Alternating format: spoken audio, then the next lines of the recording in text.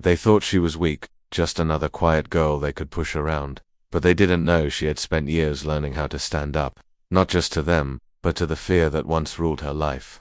High school hallways can be some of the loudest places in the world, yet for Aisha they were suffocatingly silent. She walked with her head down, hugging her books to her chest like armor, hoping no one noticed her, but they always did. Her small frame, her shy demeanor, the way she avoided eye contact, they were magnets for the kind of attention she dreaded most. Enter Zion and Faison, two boys with too much pride, too much time, and not enough kindness. They ruled the school, like it owed them something. Everyone avoided crossing them, except Aisha.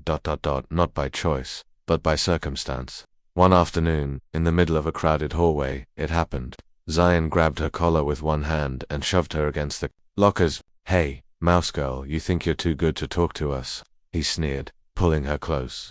Faison stood beside him, grinning, already recording the scene on his phone. The laughter from students nearby cut through Aisha like a blade, but inside her, something snapped. Not in fear, in resolve.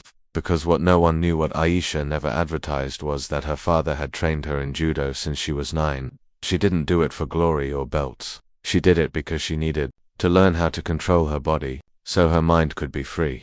Her eyes lifted, calm, controlled. Zion's grip tightened. In one fluid motion, she twisted her body, trapped his wrist, and flipped him over her shoulder. The sound of his back hitting the ground echoed down the hallway. He howled in pain, clutching his arm. Faison lunged forward, but Aisha caught his wrist too. A swift lock pressure applied the right way dropped him to his knees. The laughter died. Silence. Everyone stared. Phones were still recording, but hands were trembling now. She stood over them, calm as ever. "This is self-defense," she said, looking at a teacher who had just turned the corner, eyes wide.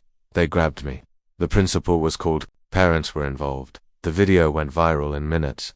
At first there were whispers, then cheers. Students who had once mocked Aisha now looked at her with something different, respect. But it wasn't just about that one moment. What people didn't see was everything leading up to it. The years she spent staying silent while people laughed at her clothes, her voice, her quietness. The nights she cried herself to sleep, wondering if it would ever end. The fear she carried every single day when walking into school, knowing someone might decide she was an easy target, and they didn't see her training.